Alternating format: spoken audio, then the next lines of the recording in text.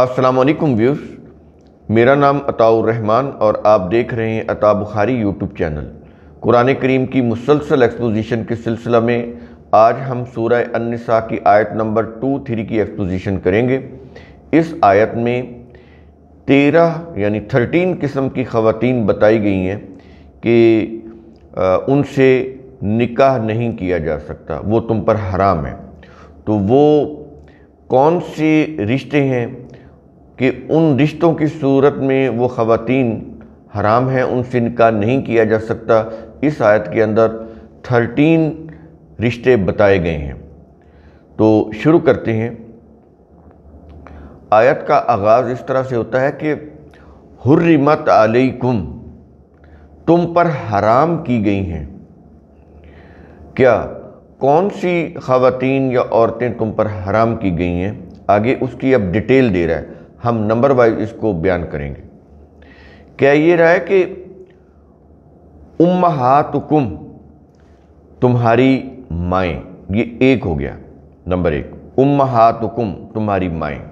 اور آگے دوسری کون سی ہے؟ وبناتکم، اور تمہاری بیٹیاں، یہ 2 ہو گئیں۔ اور آگے ہے وَأَخَوَاتُكُمْ، اور تمہاری بہنیں، یہ 3 ہو گئیں۔ اور آگے کہہ رہا ہے وَأَمَّاتُكُمْ، اور تمہاری پھوپھیاں، یعنی جو والد کی بہنیں ہیں وہ پھوپھیاں ہوتی ہیں، اور تمہاری پھوپھیاں۔ اور آگے وَخَالَاتُكُمْ، اب یہ پانچویں رشتوں میں بتا رہا ہے کہ تمہاری خالائیں۔ چوتھے نمبر پہ اس نے بتایا ہے وَأَمَّاتُكُمْ، اور تمہاری پھوپھیاں۔ اور 5ویں نمبر پر بتا رہا ہے وَخَالَاتُكُمْ، اور تمہاری خالائیں۔ خالائیں کون ہوتی ہیں؟ ماں کی بہنیں، ان سے بھی نکاح نہیں ہو سکتا۔ یہ 5 ہو گئی۔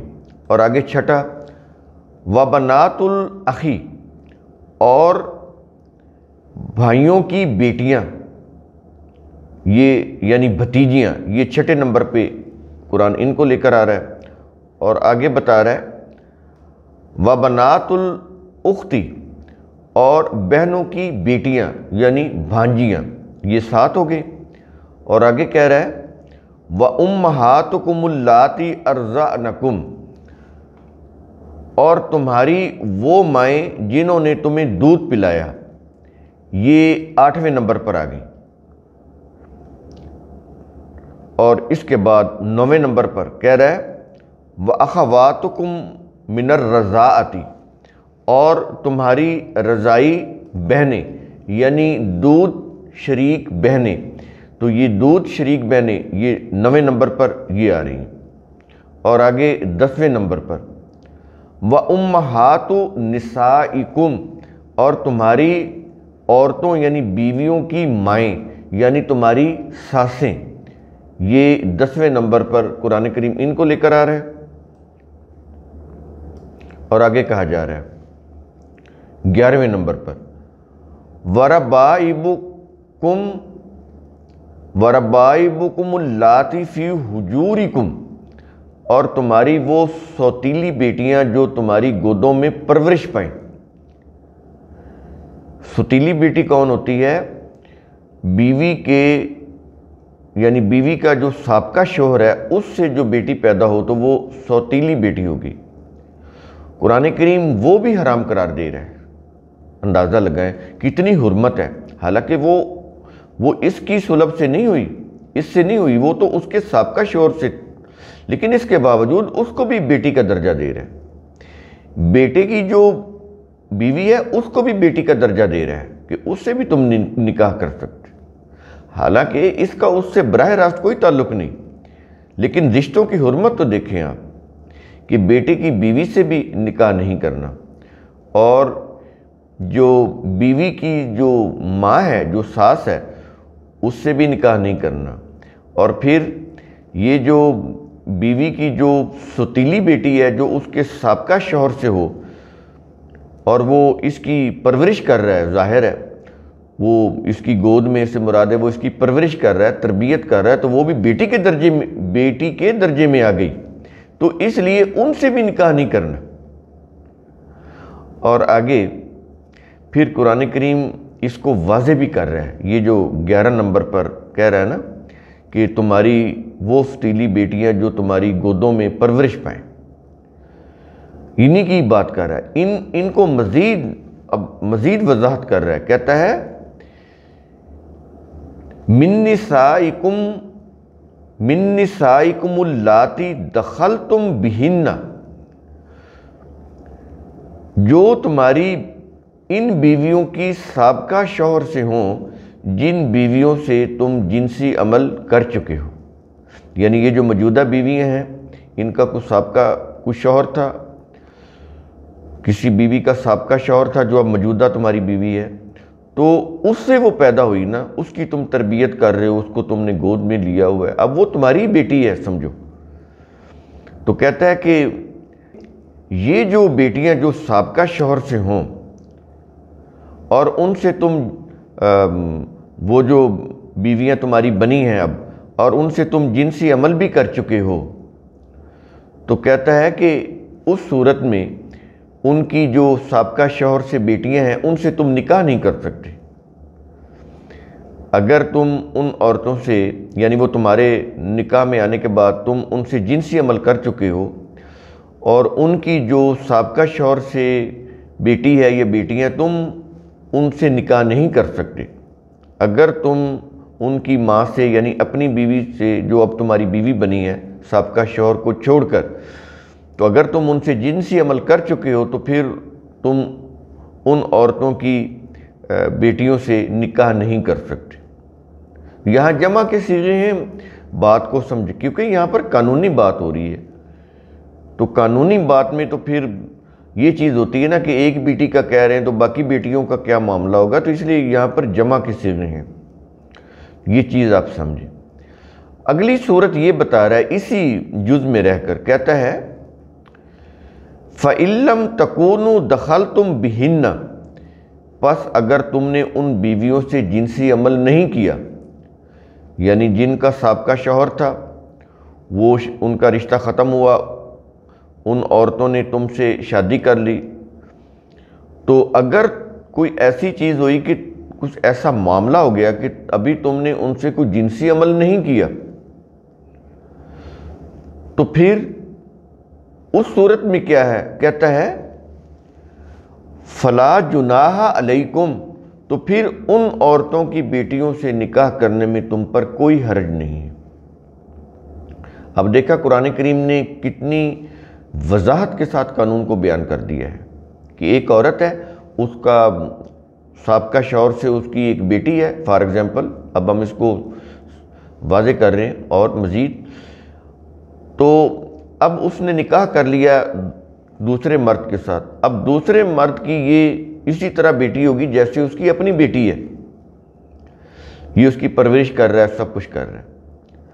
تو ایک صورت پیدا ہو سکتی ہے نا کہ اگر اس نے اس عورت سے شادی کر لی ہے، شادی کرنے کے بعد اس سے جنسی ملاپ بھی کر لیا ہے، تو اب کوئی صورت نہیں ہے کہ کل کو ان کا آپس میں نہ بنے، یا بنا ہوا بھی ہے تو یہ اس سے نکاح کرے نہیں کر سکتا اس کی بیٹی سے۔ اس کی بیٹی سے نکاح ہو سکتا ہے بشرطے کہ اس نے اس کی ماں سے جنسی تعلق قائم نہ کیا ہو، تو پھر اس کی بیٹی سے نکاح ہو سکتا ہے۔ تو یہ جو امکانی صورت ہے جو ممکن ہو سکتی ہے، قرآن کریم اس کو بھی ڈسکس کرتا ہے۔ اب سمجھ آئی کہ قرآن کریم کس طرح سے اپنے قوانین کی وضاحت کرتا ہے اور یہ انسانیت کے لیے کتنے ضروری ہیں۔ اگر ان قوانین کو فالو نہ کیا جائے تو معاشرے میں کس قدر انتشار پیدا ہو سکتا ہے، یہ تو آپ خود بھی سوچ سکتے ہیں۔ تو یہاں پر یہ چیز واضح ہوگی، اور اس کے بعد وہ کہہ رہا ہے وَحَلَائِلُ أَبْنَائِكُمْ، یہ اب 12واں نمبر آ گیا۔ 11 نمبر تک ہم نے پیچھے بیان کیا، اب یہ 12واں نمبر ہے، آیت یہی چل رہی ہے۔ 12ویں نمبر پر آ گیا کہ اور تمہارے بیٹوں کی بیویاں، تمہاری بہویں تم پر حرام ہیں، یعنی وَحَلَائِلُ أَبْنَائِكُمْ، اور تمہارے یہ وحلائلو، یہ حلائلو ہے بیویاں، کن کی؟ ابنائکم، تمہارے بیٹوں کی بیویاں، یعنی تمہاری بہویں تم پر حرام ہیں۔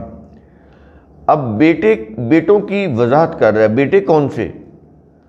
کہتا ہے کہ الذین من اصلابکم، وہ حقیقی بیٹے جو تمہاری پشتوں سے ہیں۔ کہتے ہیں نا وہ میری صلب سے ہے، وہ صلب کی جمع یہ اصلاب، جو تمہاری صلب سے ہیں، جو تم سے ہیں۔ تو کہتا ہے کہ وہ تمہارے ریئل سنس، حقیقی بیٹے، سگے بیٹے، ان کی جو بیویاں ہیں، جو تمہاری بہویں ہیں، وہ بھی تم پر حرام ہیں۔ تو یہ چیز واضح ہوگی، یہ 12 نمبر میں، اور آگے 13 نمبر پر آ رہا ہے، بتا یہ رہا ہے کہ وَأَن تَجْمَعُوا بَيْنَ الْأُخْتَيْنِ، اور تمہارا اپنے نکاح میں دو بہنوں کو ایک ساتھ جمع کرنا، یہ بھی تم پر حرام ہے۔ یعنی ایٹ اے ٹائم دو بہنوں سے تم نکاح نہیں کر سکتے، شادی نہیں کر سکتے۔ وَأَن تَجْمَعُوا، یہ جمع کرنا، اسی سے یہ جمع ہوتا ہے، وَأَن تَجْمَعُوا بَيْنَ الْأُخْتَيْنِ، دو بہنوں کے درمیان تم ہو جاؤ، یعنی دو بہنوں کو تم جمع کر لو ایک ساتھ، تو کہتا ہے یہ نہیں کرنا، یہ حرام ہے تم پر۔ اور اس کے متعلق کہہ رہا ہے إِلَّا مَا قَدْ سَلَفَ، مگر جو یقیناً پہلے ہو چکا سو ہو چکا، اب ہرگز اس قانون کی خلاف ورزی نہ کرنا۔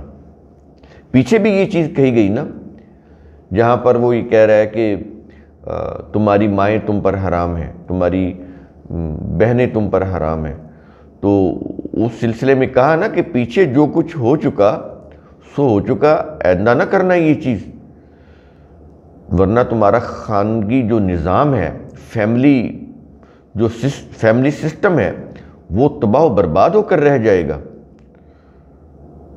تمہارے لیے، تمہارے خاندان کے لیے تباہی آ جائے گی، ایسا بالکل نہ کرنا، وارن کر رہا ہے۔ یہ تمہارے لیے بہت تباہ کن ہے، تمہارے خاندانی نظام کے لیے، اس کا شرازہ بکھر جائے گا۔ تو ظاہر ہے معاشرے کی اکائی تو گھر ہوتا ہے نا، خاندان ہوتا ہے، ایک یونٹ، اس کی فیملی، آگے اس سے پھر سوسائٹی بنتی ہے۔ اگر فیملی کی یہ حالت ہوگی خاندان کی، تو سوچے تو صحیح پورا معاشرہ کس قدر تباہی کی لپیٹ میں آ جائے گا۔ اس لیے وہ یہ جو 13 رشتے اس نے یہاں پر حرام کیے ہیں، اس کے آخر میں 13واں یہ جو رشتہ ہے اس میں کہہ رہا ہے کہ جو پہلے یقیناً ہو چکا سو ہو چکا، اب ہرگز اس قانون کی خلاف ورزی نہ کرنا، یہ جو ہم تمہیں قوانین دے رہے ہیں ان کو فالو کرنا۔ اور آیت کا اختتام ہو رہا ہے ان اللہ کان غفور الرحیم۔ اب دیکھیں کہاں پر غفور اور رحیم اپنی دو صفتیں لے کر آ رہا ہے کہ بلا شبہ اللہ اپنے قانون کی روح سے حفاظت دینے والا، نشوونما دینے والا ہے۔ یہ جو قوانین دیے ہیں نا، ان کی روح سے وہ کہتا ہے ہم تمہیں حفاظت دینا چاہتے ہیں، ہم حفاظت دے رہے ہیں تمہیں، تو تم اپنی حفاظت کرو ہمارے قوانین کی روح سے۔ اگر ان قوانین کی خلاف ورزی کرو گے تو پھر کیا ہوگا؟ نہ تمہیں حفاظت ملے گی، نہ تمہاری نشوونما ہوگی۔ یہ رحیمن، نشوونما دینے والا۔ تو انسانی ذات کی حفاظت اور نشوونما صرف اللہ کے قوانین کی اطاعت سے ہی ممکن ہے، یہ چیز کہی جا رہی آیت کے آخر میں، بڑی ہی اہم آیت۔